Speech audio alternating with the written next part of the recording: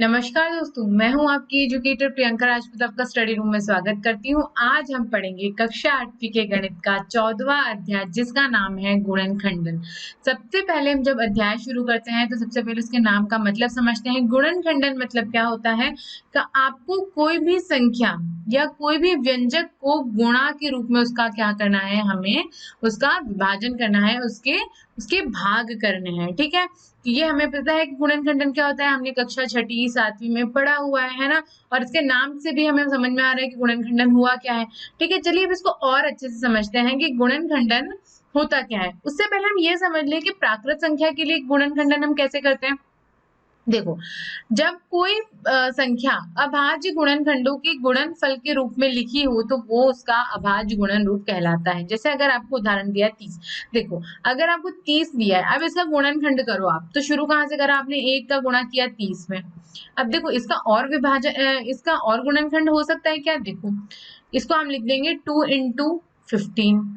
देखो और हो सकता है क्या, तो इसको हम लिख देंगे 2 इंटू 3 इंटू 5। और हम इसको लिख सकते हैं क्या, हम इसको 6 इंटू 5 भी लिख सकते हैं। पर एक चीज आप इनमें देखो, ऐसा कौन सा इसके अलावा मिलेगा 30 के लिए, 5 इंटू 6 इसके अलावा नहीं है। इसको आप 10 इंटू 3 भी लिख सकते हैं। ठीक है, क्या लिख सकते हैं, 10 इंटू 3, है ना। और इसके अलावा है नहीं, है ना। अब देखो क्या हो, ऐसा एक्सप्रेशन बताओ इसमें से जिसमें उसके बाद कोई गुणनखंड हो ही नहीं रहा है। देखो यहाँ पे 30 है तो यहाँ पे गुणनखंड हो रहा है, तो ये वाला हम नहीं लेंगे। 2 और 15, 15 किसी की टेबल में आ ही जाता है, 3 की टेबल में भी आता है, 5 की टेबल में आता है, मतलब ये भी नहीं है।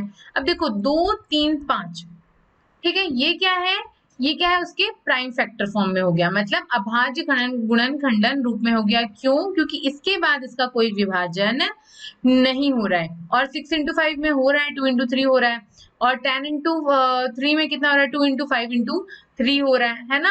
तो ये सब क्या हुए, ये तो हमारे सारे फैक्टर्स मिल गए। ठीक है, अगर इसका फैक्टर पूछेंगे तो क्या आ जाएगा, 1 2 3 5 6 और 10 और 15 और 30, ये सब इसके क्या आ गए, 30 क्या आ गए, ये सारे इसके गुणनखंड आ गए।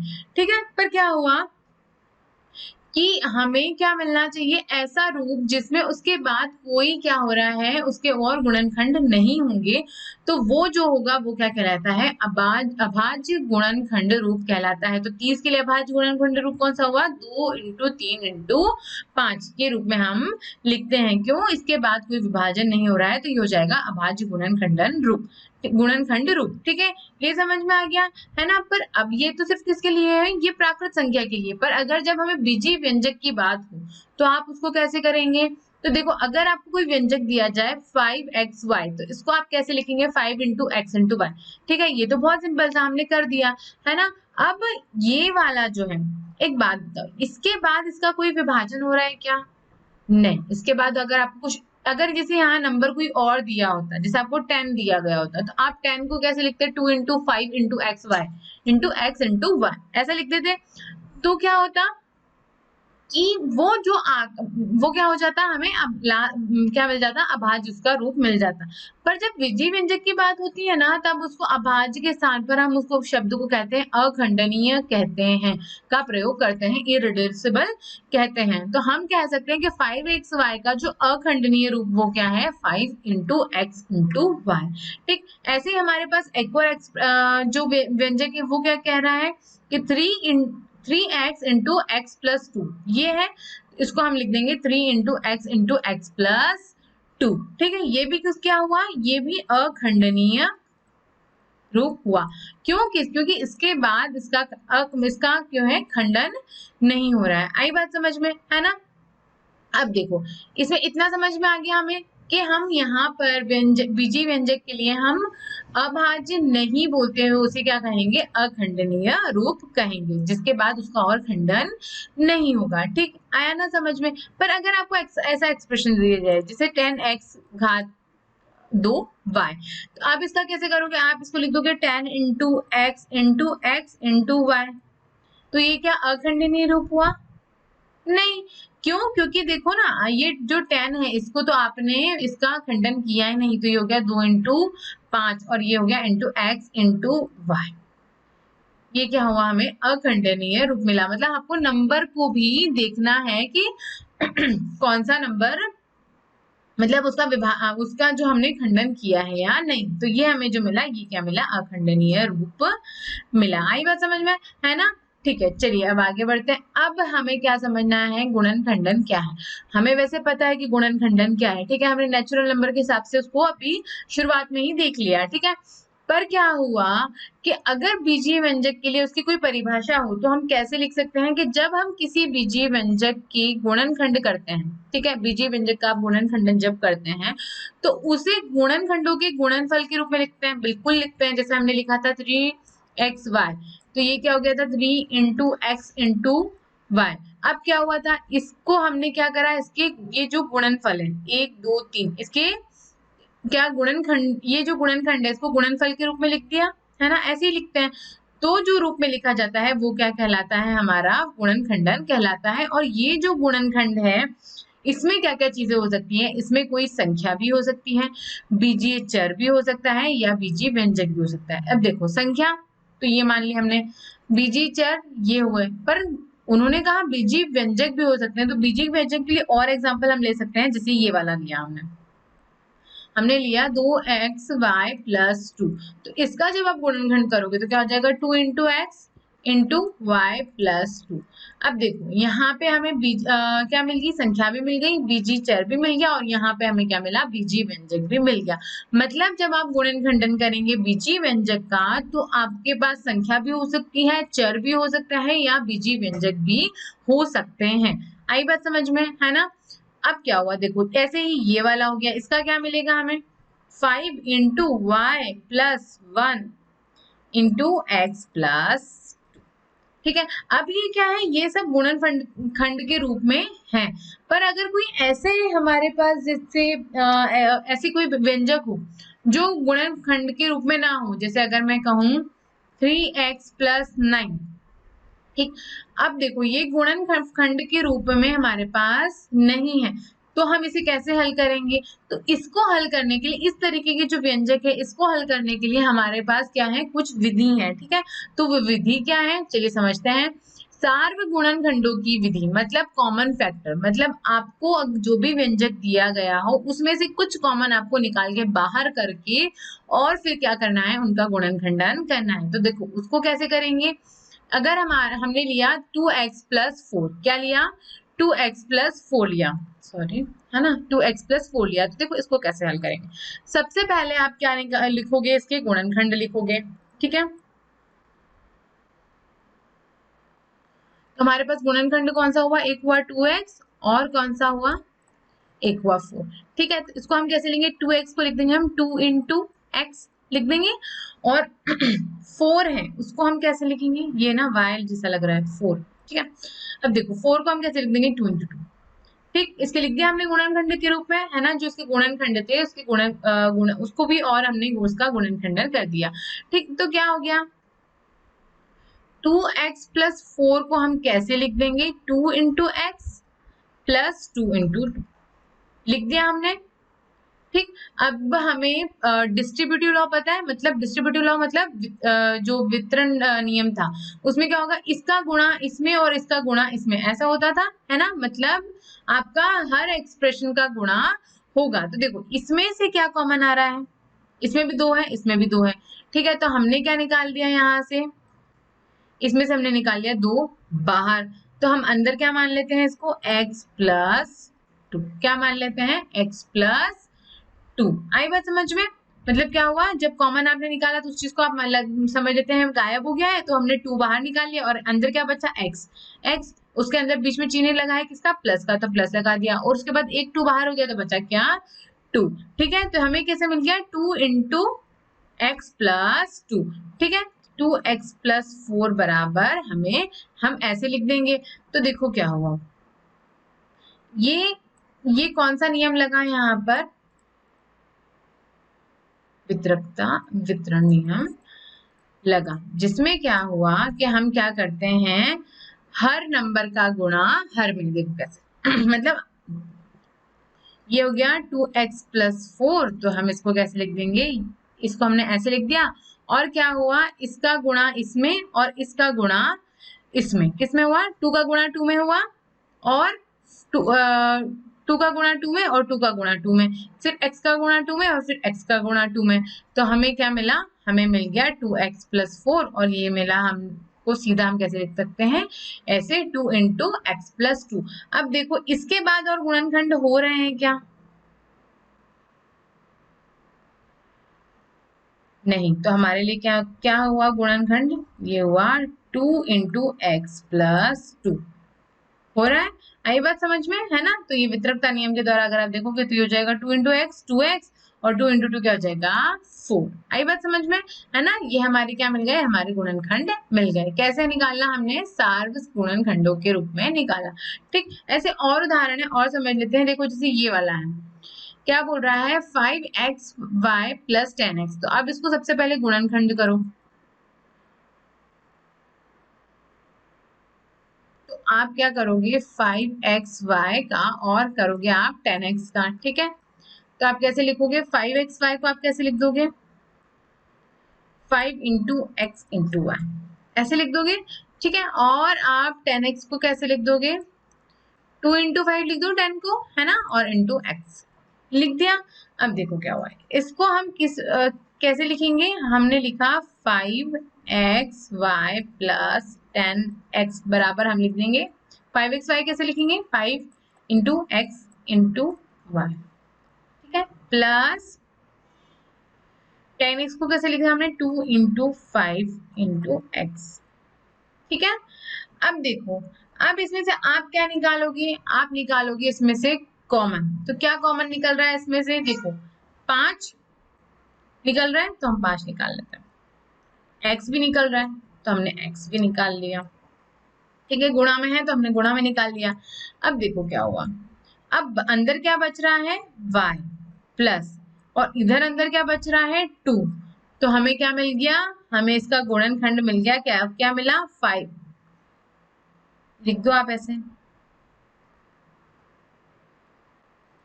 ये हो जाएगा 5x × y + 2। ये हमें मिल गए गुणनखंड।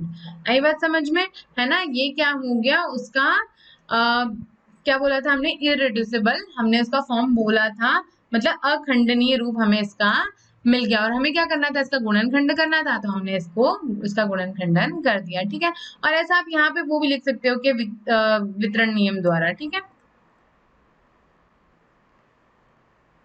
बाकी सीधा हम ऐसे बता ही रहे हैं। ठीक है ना। तो हमें क्या मिल गया 5 × 5x × y + 2। ठीक है, ये क्या मिल गया, हमारा गुणनखंडन मिल गया। चलिए अब आगे बढ़ते हैं। अच्छा, उदाहरण 1, ये कैसे करना है हमें, ये हमारे उदाहरण क्या बोल रहे हैं कि हमारे पास एक एक्सप्रेशन, एक व्यंजक है कैसा 12a² b + 15ab²। ठीक है, अब इसका गुणनखंडन करना है, तो हम कैसे करेंगे,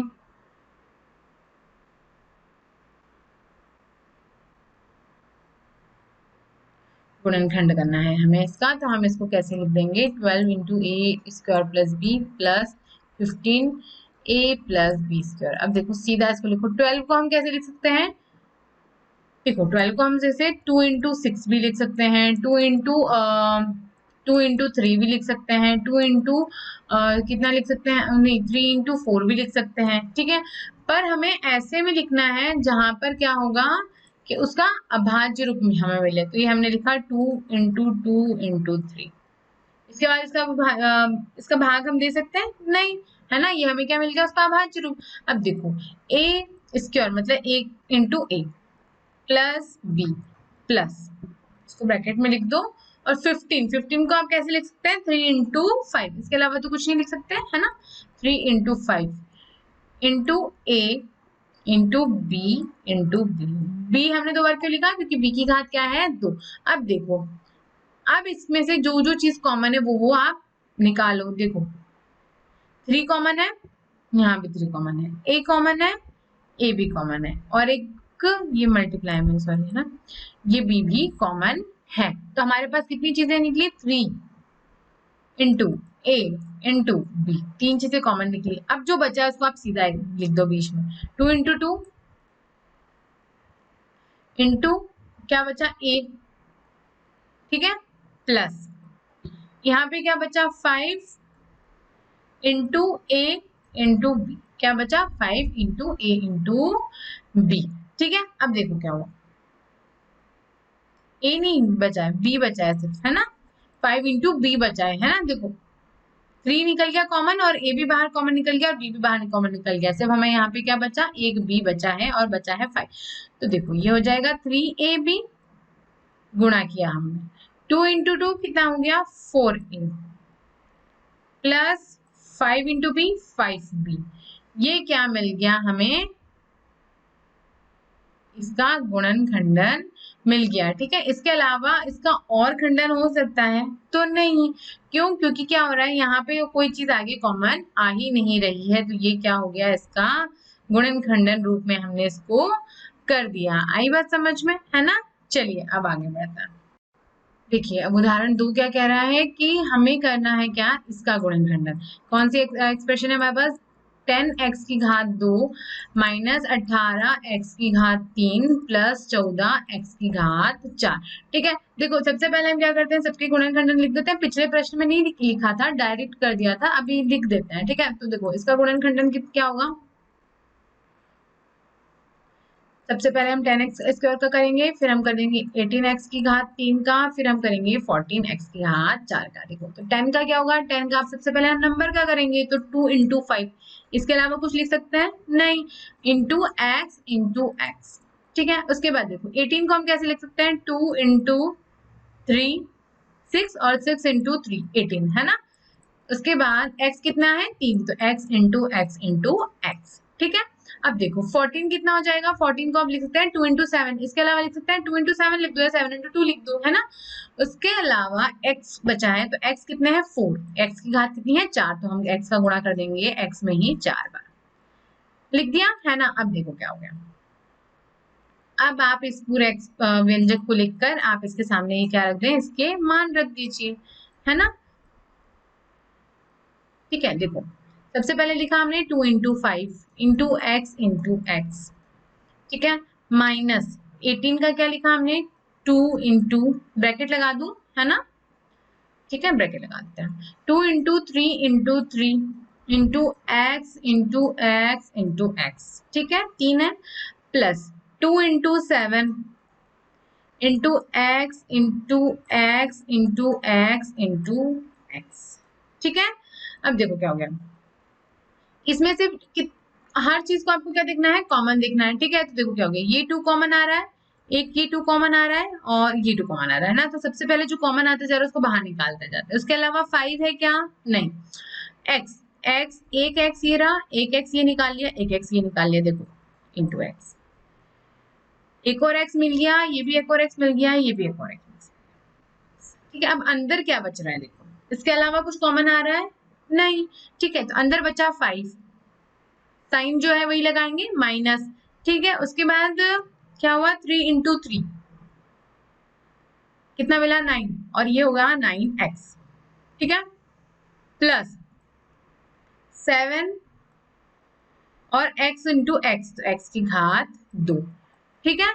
तो हमें क्या मिला एक्सप्रेशन 2x स्क्वायर। अब इसको मैं अगर अपन अरेंज करके लिख दें, ठीक है, तो कैसे लिख सकते हैं 7x square minus 9x plus 5, ठीक है। ये हमारा क्या हो गया, इसका गुणनखंडन हो गया, है ना, आसान, ठीक है। देखो इस तरीके से हमने कर लिया, ठीक है। अब इसके अलावा इसका और गुणनखंड हो सकता है, नहीं हो सकता, ठीक है। चलिए अब आगे बढ़ते हैं। देखिए अब हमें क्या पढ़ना है, पदों के पुनः समूहन द्वारा गुणनखंडन, मतलब क्या करना है, यहाँ पर आपको बहुत सारे बीजी व्यंजक दिए गए होंगे और उसका क्या होगा, उसको आपको करना है समूह बनाना है। कैसे करेंगे, समूह बनाएंगे, देखो उदाहरण के रूप में हम समझते हैं, अगर हमारे पास क्या व्यंजक है 4x 2x y plus 2y plus 3x plus 3, देखो हम इसका और इसका ग्रुप कर लें, ठीक है। तो देखो क्या होगा 2xy प्लस 2y और दूसरा हमने कौन सा किया 3x प्लस 3। अब देखो जब इसका गुणनखंडन करोगे तो 2 into X into Y plus 2 into Y, ठीक है, इसका जब हमने किया तो ये हुआ 3 इंटू एक्स प्लस 3, ठीक है, इंटू 1 हम लिख सकते हैं। ठीक है, अब देखो इसके लिए पूरा व्यंजक आप लिख के फिर इसका मान रख देंगे, है ना। तो क्या मान आया हमारे पास। आप ऐसे जरूरी नहीं है आप इन दोनों आगे आगे वालों का और पीछे पीछे वालों का ग्रुप करो, ऐसा जरूरी नहीं है, आप बीच में से भी कर सकते हैं। इसका 2xy का और 3x का भी कर सकते हैं और 2y और 3 का भी साथ में कर सकते हैं। ठीक है, अब देखो क्या हुआ अब हमारे लिए क्या हुआ 2 into X into Y plus 2 into Y plus 3 into X plus 3 into 1।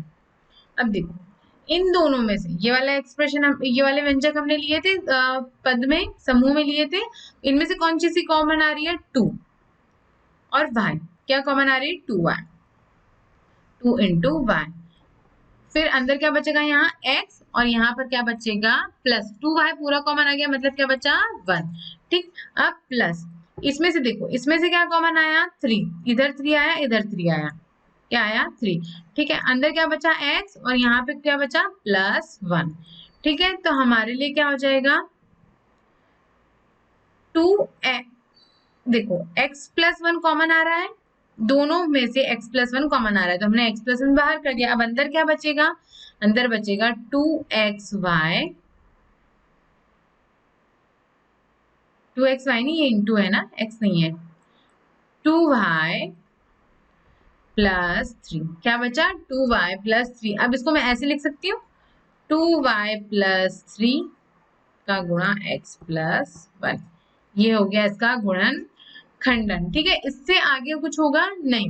ठीक है, तो क्या हमने इसका व्यंजक का इस तरीके से गुणन खंडन निकाल लिया। अगर आप ऐसे आगे पीछे करके करोगे ना तो भी यही मान आएगा। देखो करके बता देते हैं, है ना।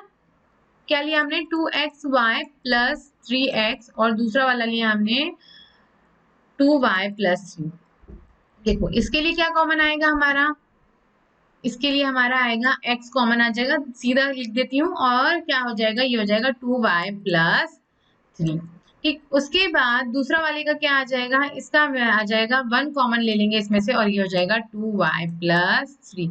तो हम इसके लिए किसके लिए, इसके लिए इस पूरे व्यंजक को मैं यहाँ से मैं बता देती हूँ। ठीक है, तो मैं यहाँ लिख दूं तो हमें बराबर में क्या मिल जाएगा, ये मिल जाएगा x into 2y plus 3 plus 1 into 2y plus 3।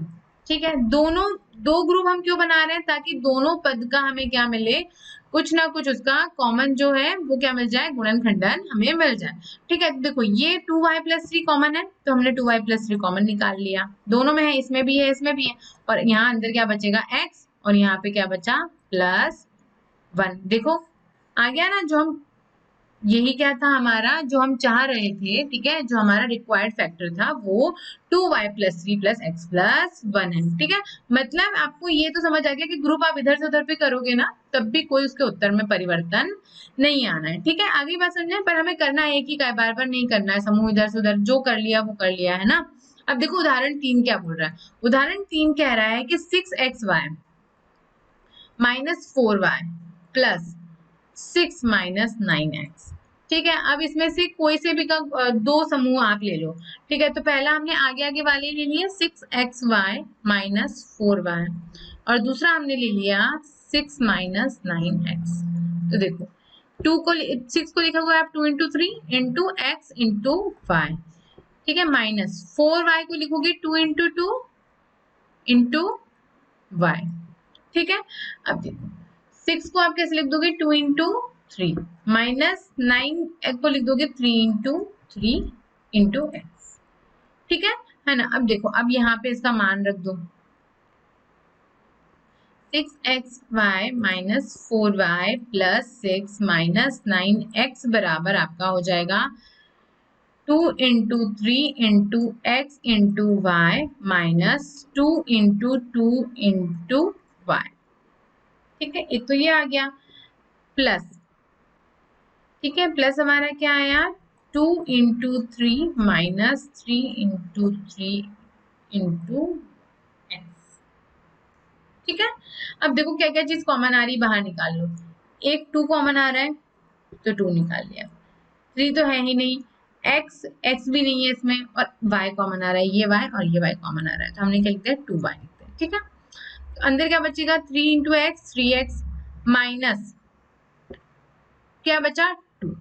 ठीक, अब प्लस करो, अब इसमें से क्या कॉमन आ रहा है बाहर, देखो इसमें से कॉमन आ रहा है 3 और 3, कितना कॉमन आया 3, तो हमारा अंदर क्या बचेगा 2 माइनस 3x, क्या बच रहा है 2 माइनस 3x। अब देखो अब इस चीज को हम इस चीज को ऐसे लिख सकते हैं -3 इंटू 3x माइनस 2, ऐसा हम लिख सकते हैं। देखो क्यों,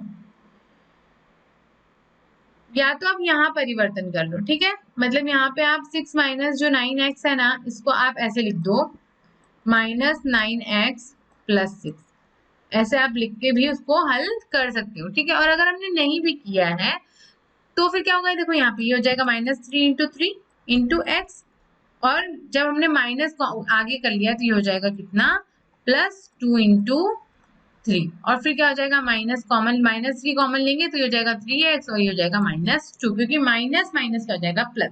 ठीक है, पर अब हमें क्या करना है, यहाँ पे हमने क्या कर लिया है, यहाँ पे 6 माइनस 9x से ही किया है, तो हम क्या करेंगे इसमें से निकाल लेंगे माइनस कॉमन। तो जब हमने क्या निकाला, इधर से माइनस कॉमन निकाला, तो देखो ये माइनस है, यहाँ पे बताती हूँ, हमने 3 इंटू 2 माइनस एक्स में से 3x में से हमने निकाल लिया माइनस कॉमन, तो हो जाएगा -3।